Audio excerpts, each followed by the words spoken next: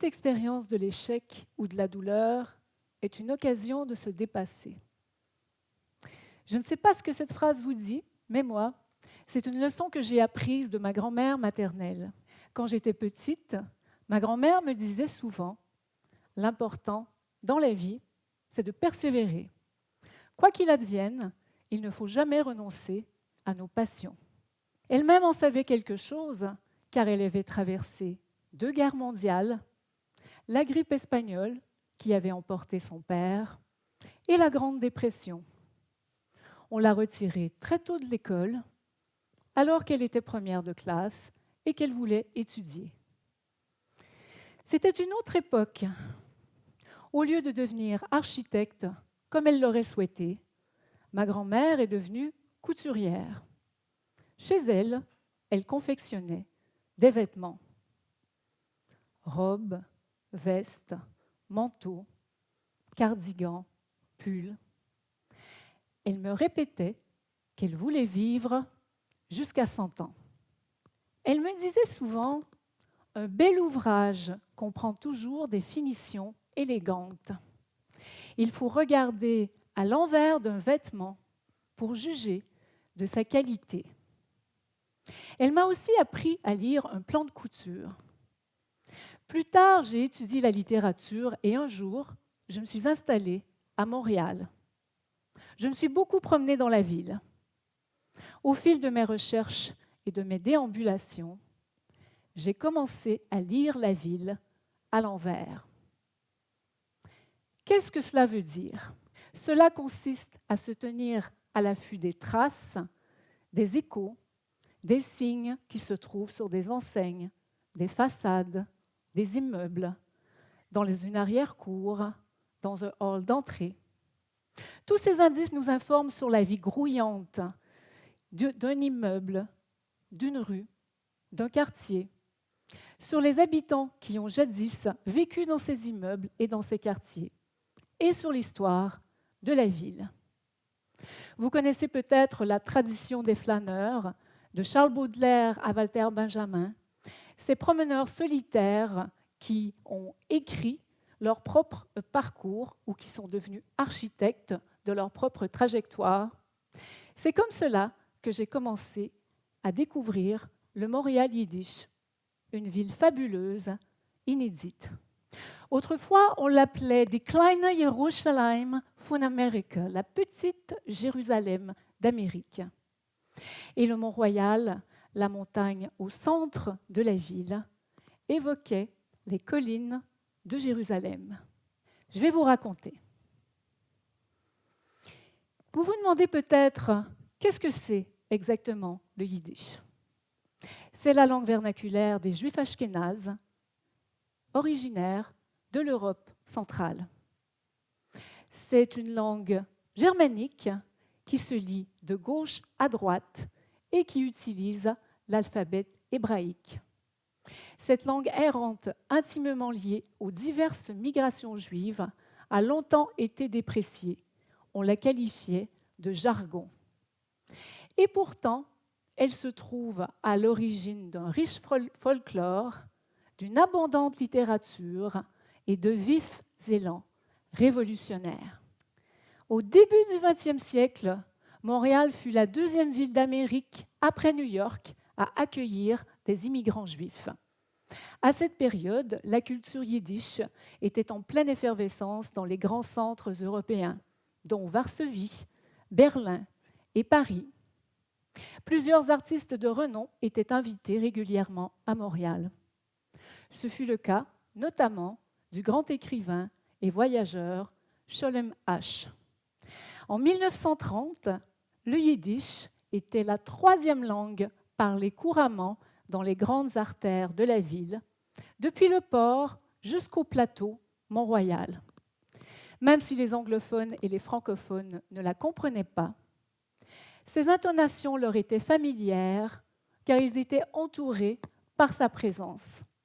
Il faut dire qu'à cette période, les commerçants juifs avaient l'habitude d'afficher sur des enseignes le nom de leur commerce en yiddish. En Europe, ces gens avaient vécu dans des contextes de xénophobie et de persécution. Plusieurs d'entre eux avaient cumulé des expériences limites, des traumas personnels et collectifs. L'antisémitisme, cela vous dit quelque chose? On en parle beaucoup dans les médias depuis quelque temps. Bien que l'on associe ce phénomène souvent au passé, il demeure très présent encore aujourd'hui.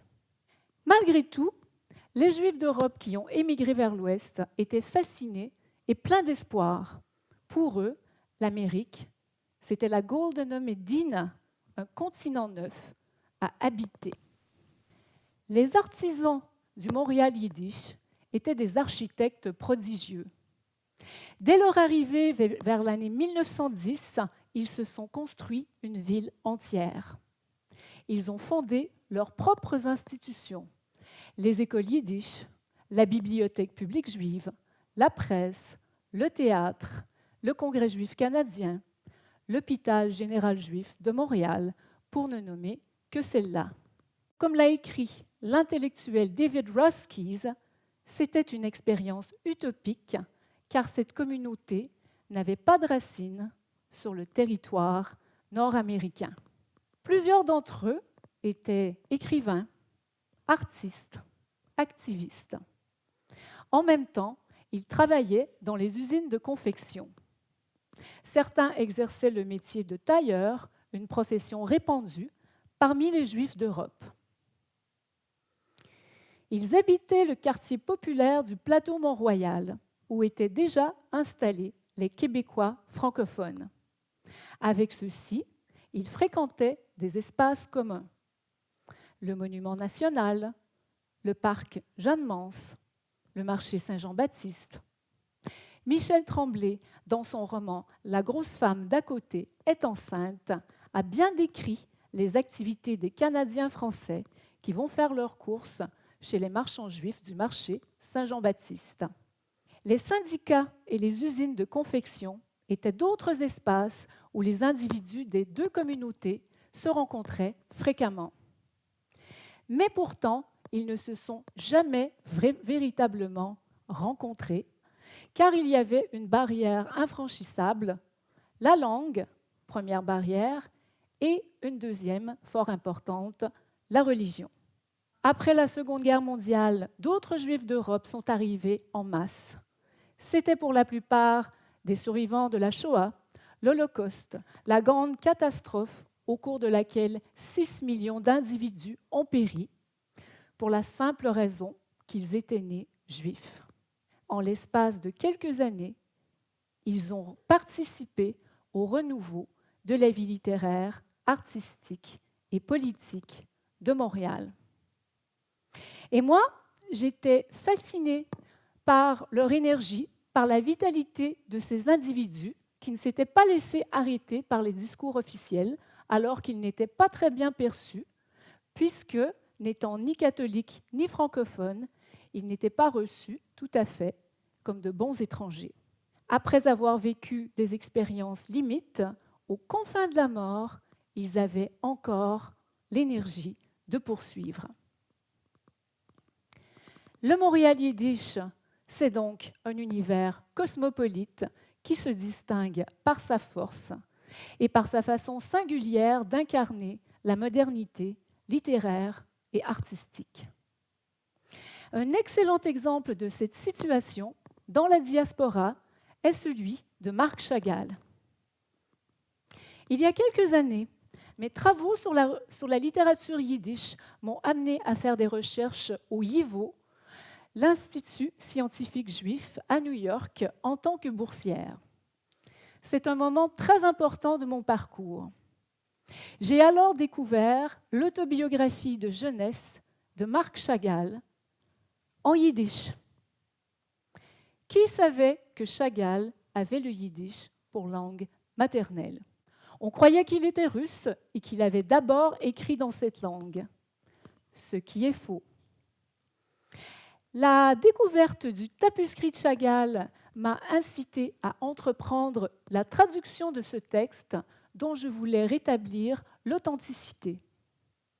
je voulais rendre la voix de Chagall en français. L'ouvrage très connu du peintre, intitulé « Ma vie », avait à l'époque été largement reconstruit avec l'aide de l'éditeur. Les expressions colorées de Chagall, son ton mordant et son univers onirique avaient pour la plupart disparu. Le résultat, eh bien, c'est l'ouvrage de Marc Chagall, Mon univers, autobiographie, traduit par moi-même et Pierre Anctil. Il a été lancé en janvier 2017, en même temps que l'ouverture de l'exposition Marc Chagall, Couleurs et musique, au Musée des Beaux-Arts de Montréal. Mais pourquoi me suis-je intéressée à un monde si différent de celui dans lequel j'ai grandi? Je dois dire que j'ai été à bonne école. Dès mon enfance, l'ouverture sur le monde m'a été enseignée par certains membres de ma famille et par mon éducation. La rencontre de la culture yiddish a transformé ma vision de l'histoire québécoise et elle a changé mon parcours de chercheuse et d'écrivaine. Elle m'a invitée à observer un changement de paradigme face à ce que j'avais déjà appris. Je vous explique. Au Québec, on dit habituellement que la modernité a émergé après la Seconde Guerre mondiale. En littérature, avec Gabriel Leroy et son roman urbain Bonheur d'occasion, publié en 1945. En art visuel, avec Paul-Émile Bordua et les signataires du manifeste Refus global, datant de 1948. Le constat qui s'impose, si l'on ne s'en tient pas seulement à la culture francophone, c'est que le monde yiddish a apporté la modernité au Québec dès les années 1920, en littérature, au théâtre et en politique. Le Montréal yiddish, c'est donc une ville palimpseste qui recèle différentes strates d'histoire. C'est une forte présence dont je m'efforce de recueillir les traces et les échos depuis plusieurs années dans mes ouvrages, notamment à la découverte du Montréal yiddish et Voix yiddish de Montréal. Et la communauté juive, il faut le rappeler, représente le premier exemple de diversité socio-culturelle au Québec. Au XXe siècle, ce fut le premier groupe le plus important sur le plan de l'immigration pendant 50 ans. Ensuite sont arrivés les Chinois, les Grecs, les Italiens, les Portugais et plusieurs autres. On lui doit une contribution exceptionnelle à la vie littéraire, artistique et politique de Montréal. Cette communauté a participé au développement de la ville actuelle, celle que nous connaissons aujourd'hui, à travers la promotion de ses valeurs de tolérance et de respect des droits humains. Aujourd'hui encore, elle participe au développement d'une société démocratique pour le futur. Je vous ai parlé de ma grand-mère. Dans sa maison, il y avait toujours des travaux de couture en cours. Textiles, patrons, fils, rubans, ciseaux s'amoncelaient dans une grande pièce autour des machines à coudre. Ça me rappelle une idée qui traverse la pensée juive. Dans une maison juive, il y a toujours quelque chose d'incomplet ou d'inachevé. Cette idée dérive d'un principe de la Torah, c'est-à-dire que le monde est imparfait car il est toujours en mouvement. Tout est en constante évolution et c'est grâce à cet aspect inachevé que la lumière entre, que la vie circule et continue. Vous le savez sans doute déjà grâce à la parole la plus connue de Leonard Cohen. There is a crack in everything, that's how the light gets in. Avant de devenir l'auteur, compositeur, interprète de renommée internationale que l'on connaît, Leonard Cohen était poète. Après la mort de son père, survenue lorsqu'il était jeune garçon, sa vocation de poète s'est imposée. Ainsi, il n'est pas devenu le patron de la compagnie Friedman, l'entreprise de confection familiale qu'avait fondé son grand-père. Il faut rappeler qu'il est issu d'un milieu nanti où les berceuses en yiddish et l'élégance vestimentaire jouaient un rôle important. C'est pour cela qu'on a dit de lui qu'il était né en costume. Et pourtant, la brisure s'inscrit au cœur de son parcours. Il y a une idée importante qui traverse son œuvre. Pour créer, il faut d'abord faire l'expérience de l'échec. Ou, si vous le voulez, il faut utiliser l'échec pour transcender la douleur qui nous habite et faire œuvre de création. C'est ce qui a forgé son caractère de ténébreux romantique. C'est ce qui lui a permis de se réinventer à plusieurs reprises après des moments difficiles. Que l'échec invite au dépassement de soi et à la création, c'est une idée qui fait écho, vous l'avez deviné, aux propos de ma grand-mère. Et ma grand-mère, si elle n'a pu devenir architecte, eh bien, elle a cependant réalisé son deuxième rêve. Elle a vécu jusqu'à 100 ans. Tout est possible. Il est possible de se réinventer malgré la chute, la maladie, la guerre, l'émigration, le désespoir. Que l'on soit né dans une petite ville d'Amérique ou dans un shtetl, une bourgade de Pologne, il est possible de se recréer un univers de couture ou de poésie. Il est possible d'inventer une nouvelle ville et de devenir centenaire. Ensemble, il est possible de fabriquer une œuvre collective en lisant à l'envers et en cousant à l'endroit. Il est possible de construire une grande broderie avec nos identités plurielles, nos langues diverses et nos discours métissés. Pour moi, traduire la langue et la culture yiddish, c'est un acte comparable au métier de tailleur en confection. C'est à la fois un acte de résistance et de combat, un geste d'hospitalité et de générosité. Traduire du yiddish, c'est une forme d'hommage. La prochaine fois que vous vous promènerez dans une métropole d'Amérique, regardez bien autour de vous. À travers les lézardes des anciens murs, les trouées de certains immeubles, vous apercevrez quelques lueurs. Ainsi, vous pourriez découvrir quelques fragments de vie qui composent la stratigraphie urbaine et qui font rayonner la ville aujourd'hui dans toute sa diversité.